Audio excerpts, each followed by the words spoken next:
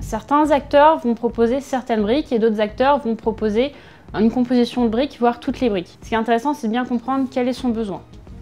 Est-ce qu'on a besoin de partir rapidement et d'avoir une solution clé en main sur laquelle on n'a pas besoin de développeurs?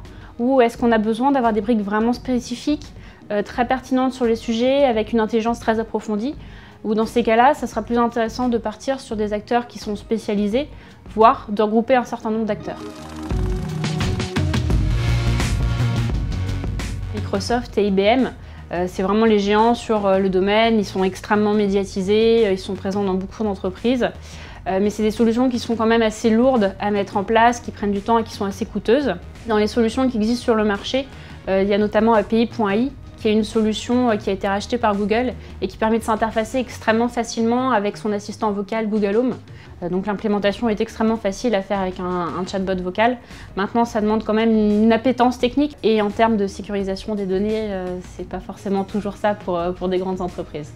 Les acteurs qui n'apportaient pas beaucoup de valeur ont disparu, ceux qui restent se sont spécialisés dans la chaîne de valeur des chatbots. Et on assiste par exemple aujourd'hui à des acteurs qui vont se concentrer uniquement sur la partie émotionnelle, la personnalisation du chatbot, d'autres qui vont travailler sur le back-office, d'autres qui vont avoir un avantage sur la technologie, notamment sur la gestion de la langue française ou sur la génération de langue française. En France, on a une culture et un écosystème au niveau de l'intelligence artificielle qui est en avance, donc il est tout à fait possible que la France tire son épingle du jeu, à la fois sur l'intelligence artificielle et à la fois sur les chatbots.